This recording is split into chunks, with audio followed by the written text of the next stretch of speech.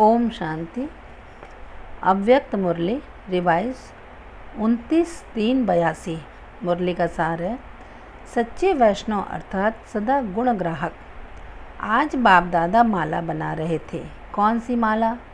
हर एक श्रेष्ठ आत्मा के श्रेष्ठ गुण की माला बना रहे थे, क्योंकि बाप दादा जानते हैं कि श्रेष्ठ बाप के हर एक श्रेष्ठ बच्चे की अपनी अपनी विशेषता है। अपने अपने गुण के आधार से संगम युग में श्रेष्ठ प्रारब्ध पा रहे हैं। बाप दादा आज विशेष प्यादे ग्रुप के गुणों को देख रहे थे। चाहे पुरुषार्थ में लास्ट ग्रुप कहा जाएगा, लेकिन उन्हों में भी विशेष गुण जरूर है, और वही विशेष गुण उन आत्माओं को बाप का बनने में विशेष आधार है। तो बाप दादा पहले नंबर में लास्ट नंबर तक नहीं गए, लेकिन लास्ट से फर्स्ट तक गुण देखा। बिल्कुल लास्ट नंबर में भी गुणवान थे। परमात्मा संतान और कोई गुण न हो यह हो ही नहीं सकता। उसी गुण के आधार से ही ब्राह्मण जन्म में जी रहे हैं, अर्थात जिंदा हैं। ड्रामा अनुसार उसी गुण ने ही ऊंचे से ऊंचे बाप का बच्चा बनाया है। उसी गुण के कारण ही प्रभु पसंद बने हैं, इसलिए गुणों की माला बना रहे थे। ऐसे ही हर ब्राह्मण आत्मा के गुणों को देखने से श्रेष्ठ आत्मा का भाव सहज और स्वतः ही होगा, क्योंकि गुण का आधार है ही श्रेष्ठ आत्मा।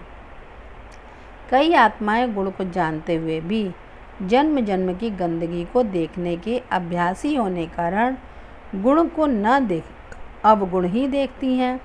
लेकिन अवगुण को देखना, अवगुण को धारण करना ऐसी ही भूल है जैसे स्थूल में अशुद्ध भोजन पान करना।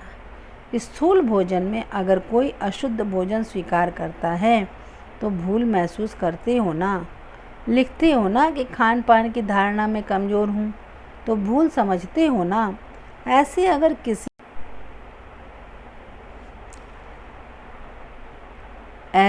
किसी का अवगुण अथवा कमजोरी स्वयं में धारण करते हो तो समझो अशुद्ध भोजन खाने वाले हो। सच्चे वैष्णव नहीं, विष्णुवंशी नहीं, लेकिन राम की सेना हो जाएंगे। इसलिए सदा गुण ग्रहण करने वाले गुण मूर्त बनो। बाप दादा आज बच्चों की चतुराई के खेल देख रहे थे। याद आ रहे हैं ना अपने खेल? सबसे बड़ी बात दूसरे के अवगुण को देखना, जानना, इसको बहुत होशियारी समझते हैं। इसको ही नॉलेजफुल समझ लेते हैं। लेकिन जानना अर्थात बदलना। अगर जाना भी 2 घड़ी के लिए, नॉलेजफुल भी बन गए, लेकिन नॉलेजफुल बनकर क्या किया? नॉलेज को लाइट और माइट कहा जाता है। जान तो लिया कि यह अवगुण है, लेकिन नॉलेज की शक्ति से अपने व दूसरे के अवगुण को भस्म किया, परिवर्तन किया, बदल के व बदला के दिखाया व बदला लिया। अगर नॉलेज की लाइट माइट को कार्य में नहीं लाया तो क्या उसको जानना कहेंगे? नॉलेजफुल कहेंगे? सिवाय नॉलेज के लाइट माइट को यूज़ करने के वह जानना ऐसे ही है जैसे द्वापर युगी शास्त्रवादियों को शास्त्रों की नॉलेज है। ऐसे जानने वाले से अवगुण को न जानने वाले बहुत अच्छे हैं। ब्राह्मण परिवार में आपस में ऐसी आत्माओं को हंसी में बुद्धू समझ लेते हैं। आपस में कहती हो ना कि तुम तो बुद्धू हो, कुछ जानते नहीं हो। लेकिन इस बात में बुद्धू बनना अच्छा है। ना अवगुण देखेंगे, ना धारण करेंगे, ना वाणी द्वारा वर्णन कर पर चिंतन करने की लिस्ट में आएंगे। अवगुण तो किचड़ा है ना। अगर देखते भी हो तो मास्टर ज्ञान सूर्य बन किचड़े को जलाने की शक्ति है, तो शुभ चिंतक बनो। बुद्धि में जरा भी किचड़ा होगा तो शुद्ध बाप की याद टिक नहीं सकेगी, प्राप्ति कर नहीं सकेंगे। गंदगी को धारण करने की एक बार आदत डाल दी तो बार बार बुद्धि गंदगी की तरफ न चाहते भी जाती रहेगी, और रिजल्ट क्या होगी? वह नेचुरल संस्कार बन जाएंगे। फिर उन संस्कारों को परिवर्तन करने में मेहनत और समय लग जाता है। दूसरे का अवगुण वर्णन करना अर्थात स्वयं भी परचिंतन के अवगुण के वशीभूत होना है। लेकिन यह समझते नहीं हो। दूसरे की कमजोरी वर्णन करना अपने समाने की शक्ति की कमजोरी जाहिर करना है। किसी भी आत्मा को सदा गुणमूर्त से देखो। अगर किसकी कोई कमजोरी है भी, मर्यादा के विपरीत कार्य है भी, तो बाप दादा के निमित्त बनाई हुई सुप्रीम कोर्ट में लाओ। खुद ही वकील और जज नहीं बन जाओ। भाई भाई का नाता भूल वकील जज बन जाते हो, इसलिए भाई भाई की दृष्टि टिक नहीं सकती। केस दाखिल करने की मना नहीं है, लेकिन मिलावट और खयानत नहीं करो। जितना हो सके शुभ भावना से इशारा दे दो। न अपने मन में रखो और न औरों को मन मनाभव होने में विघ्न रूप बनो। तो चतुराई का खेल क्या करते हैं? जिस बात को समाना चाहिए उसको फैलाते हैं, और जिस बात को फैलाना चाहिए उसको समा देते हैं। यह तो सब में है। तो सदा स्वयं को अशुद्धि से दूर रखो। मनसा में, चाहे वाणी में, कर्म में व संबंध संपर्क में अशुद्धि संगम युग की श्रेष्ठ प्राप्ति से वंचित बना देगी। समय बीत जाएगा, फिर पाना था इस लिस्ट में खड़ा होना पड़ेगा। प्राप्ति स्वरूप की लिस्ट में नहीं होंगे। सर्व खजानों के मालिक के बालक और अप्राप्ति वालों की लिस्ट में हों, यह अच्छा लगेगा। इसलिए अपनी प्राप्ति में लग जाओ, शुभ चिंतक बनो। किसी भी प्रकार के विकारों के वशीभूत हो। अपनी उल्टी होशियारी नहीं दिखाओ। यह उल्टी होशियारी अब अल्पकाल के लिए अपने को खुश कर लेगी। वह ऐसे साथी भी आपकी होशियारी के गीत गाते रहेंगे, लेकिन कर्म की गति को भी स्मृति में रखो। उल्टी होशियारी उल्टा लटकाएगी। अभी अल्पकाल के लिए काम चलाने की होशियारी दिखाएंगे। इतना ही चलाने के बजाय चिल्लाना भी पड़ेगा। कई ऐसी होशियारी दिखाते हैं कि बाप दादा दीदी दादी को भी चला लेंगे। ये सब तरीके आते हैं। अल्पकाल की उल्टी प्राप्ति के लिए मना भी लिया, चला भी लिया, लेकिन पाया क्या और गंवाया क्या? 2-3 वर्ष नाम भी पा लिया, लेकिन अनेक जन्मों के लिए श्रेष्ठ पद से नाम गंवा लिया। तो पाना हुआ या गंवाना हुआ? और चतुराई सुनावें। ऐसे समय पर फिर ज्ञान की पॉइंट यूज़ करते हैं कि अभी प्रत्यक्ष फल तो पा लो, भविष्य में देखा जाएगा।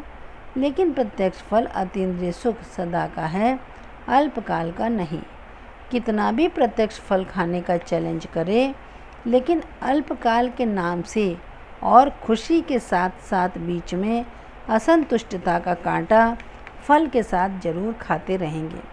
मन की प्रसन्नता व संतुष्टता अनुभव नहीं कर सकेंगे। इसलिए ऐसी गिरती कला की कलाबाजी नहीं करो। बाप दादा को ऐसी कर रहा हूँ, यह प्रभु पसंद कर्म है। बाप ने आपको पसंद किया तो बच्चों का काम है हर कर्म बाप पसंद प्रभु पसंद करना। जैसे बाप गुणमालाएँ गले में पहनाते हैं, वैसे गुणमाला पहनो। कंकड़ों की माला नहीं पहनो, रत्नों की पहनो। अच्छा, ऐसे सदा गुणमूर्त, सदा प्रभु पसंद, सदा सच्चे वैष्णव, विष्णु के राज्य अधिकारी, सदा शुभ भावना द्वारा भाई भाई की दृष्टि में सहज स्थित होने वाले, सदा गुण ग्राहक दृष्टि वाले, ऐसे सदा बाप के समान बनने वाले समीप रत्नों को बाप दादा का याद प्यार और नमस्ते। बच्चों की तरफ से भी बाबा को नमस्ते नमस्ते नमस्ते। पार्टियों के साथ पहला, ऊंचे से ऊंचे बाप के बच्चे मिट्टी में खेलने के बजाय अतीन्द्रिय सुख के झूले में झूलो। सदा अपने को सर्व प्राप्ति स्वरूप अनुभव करते हो। प्राप्ति स्वरूप अर्थात अतीन्द्रिय सुख के झूले में झूलने वाले, सदा एक बाप दूसरा न कोई, ऐसे साथ का अनुभव करेंगे। जब बाप सर्व संबंधों से अपना बन गया तो सदा बाप का साथ चाहिए ना। कितनी भी बड़ी परिस्थिति हो, पहाड़ हो, लेकिन आप बाप के साथ साथ ऊपर उड़ते रहो तो कभी भी रुकेंगे नहीं। जैसे प्लेन को पहाड़ नहीं रोक सकते, पहाड़ पर चढ़ने वालों को बहुत मेहनत करनी पड़ती, लेकिन उड़ने वाले उसे सहज ही पार कर लेते हैं। ऐसे कैसी भी बड़ी परिस्थिति हो, बाप के साथ उड़ते रहो तो सेकंड में पार हो जाएंगे। कभी भी झूले से नीचे नहीं आओ, नहीं तो मैले हो जाएंगे। मैले फिर बाप से कैसे मिल सकते? बहुत काल अलग रहे। अभी मेला हुआ तो मेला मनाने वाले मैले कैसे होंगे? बाप दादा हर एक बच्चे को कुल का दीपक नंबर 1 बच्चा देखना चाहते हैं। अगर बार बार मैले होंगे तो स्वच्छ होने में कितना टाइम वेस्ट होगा। इसलिए सदा मेले में रहो। मिट्टी में पाँव क्यों रखते हो? इतने श्रेष्ठ बाप के बच्चे और मैले, तो कौन मानेगा कि यह उस ऊंचे बाप के बच्चे हैं। इसलिए बीती सो बीती, जो दूसरे सेकंड बीता वह समाप्त। कोई भी प्रकार की उलझन में नहीं आओ। स्वचिंतन करो, पर चिंतन न सुनो न करो, यही मैला करता है। अभी से क्वेश्चन मार्क समाप्त कर बिंदी लगा दो। बिंदी बन बिंदी बाप के साथ उड़ जाओ। अच्छा, दूसरा, फुर्सत में रहने वाली आत्माओं की सेवा भी फुर्सत से करो तो सफलता मिलेगी। वानप्रस्थी जिन्हों को सदा फुर्सत है, जो रिटायर्ड हैं, उनकी सेवा के लिए थोड़ी मेहनत करनी पड़ेगी। वे सिर्फ कार्ड बांटने से नहीं आएंगे। फुर्सत वालों की सेवा भी फुर्सत अर्थात समय देकर करनी पड़ेगी, क्योंकि वे अपने को वानप्रस्थी होने के कारण अनुभवी समझते हैं। उन्हें अनुभव का अभिमान होता है, इसलिए उनकी सेवा के लिए थोड़ा ज़्यादा समय देना पड़े। और तरीका भी मित्रता का, स्नेह मिलन का हो, समझाने का नहीं। मित्रता के नाते से उन्हों को मिलो। ऐसे नहीं सुनो कि यह बात आप नहीं जानते हो, मैं जानता हूँ। अनुभव की लेन देन करो। उनकी बात को सुनो तो समझेंगे यहाँ रिगार्ड देते हैं। किसी को भी समीप लाने के लिए उनकी विशेषता का वर्णन करो, फिर उन्हें अपना अनुभव सुनाकर समीप ले आओ। अगर कहेंगे कोर्स करो, ज्ञान सुनो, तो नहीं सुनेंगे, इसलिए अनुभव सुनो। बाप दादा को अभी ऐसे वानप्रस्थियों का गुलदस्ता भेंट करो। उन्हें मित्रता के नाते से सहयोगी बनाकर बुलाओ। तीसरा, निर्माण बनो तो नव निर्माण का कर्तव्य आगे बढ़ता रहेगा। सदा अपने को सेवा के निमित्त बने हुए सेवा का श्रृंगार समझकर चलते हो। सेवाधारी की मुख्य विशेषता कौन सी है? सेवाधारी अर्थात निर्माण करने वाले सदा निर्माण करने वाले और निर्माण रहने वाले। निर्माणता ही सेवा की सफलता का साधन है। निर्माण बनने से सदा सेवा में हल्के रहेंगे। निर्माण नहीं, मान की इच्छा है तो बोझ हो जाएगा। बोझ वाला सदा रुकेगा, तीव्र नहीं जा सकता। इसलिए निर्माण है या नहीं है, उसकी निशानी हल्का होगा। अगर कोई भी बोझ अनुभव होता है तो समझो निर्माण नहीं है। चौथा, सच्चे रूहानी सेवाधारी अर्थात सर्व संबंधों की अनुभूति एक बाप से करने और कराने वाले। सर्व संबंध एक बाप से है। बाप सदा सम्मुख में हाजिर नाजिर है, ऐसा अनुभव होता है। तुम्ही से खाऊं, तुम्ही से बैठूं, तुम्ही से सुनो, इसका अनुभव होता है ना। बाप ही सच्चा मित्र बन गया तो औरों को मित्र बनाने की ज़रूरत ही नहीं। जो संबंध चाहिए उस संबंध से बाप दादा सदा सम्मुख में हाजिर नाजिर है। तो शिक्षक अर्थात सर्व संबंधों का रस एक बाप से अनुभव करने वाले, इसको कहा जाता है सच्चे सेवाधारी। स्वयं में होगा तो औरों को भी अनुभूति करा सकेंगी। अगर निमित्त बनी हुई आत्माओं में कोई भी रचना की कमी है तो आने वाली आत्माओं में भी वह कमी रह जाएगी। तो सर्व रचनाओं का अनुभव करो और कराओ। अच्छा, ओम शांति। वरदान, ज्ञान खजाने द्वारा मुक्ति जीवन मुक्ति का अनुभव करने वाले सर्व बंधन मुक्त भव। स्पष्टीकरण, ज्ञान रत्नों का खजाना सबसे श्रेष्ठ खजाना है। इस खजाने द्वारा इस समय ही मुक्ति जीवन मुक्ति की अनुभूति कर सकते हो। ज्ञानी तो आत्मा वह है जो दुख और अशांति के सब कारण समाप्त कर अनेकानेक बंधनों की रस्सियों को काटकर मुक्ति व जीवन मुक्ति का अनुभव करे। अनेक व्यर्थ संकल्पों से, विकल्पों से और विकर्मों से सदा मुक्त रहना, यही मुक्त और जीवन मुक्त अवस्था है। स्लोगन, विश्व परिवर्तक वह है जो अपनी शक्तिशाली वृत्तियों से वायुमंडल को परिवर्तन कर दे।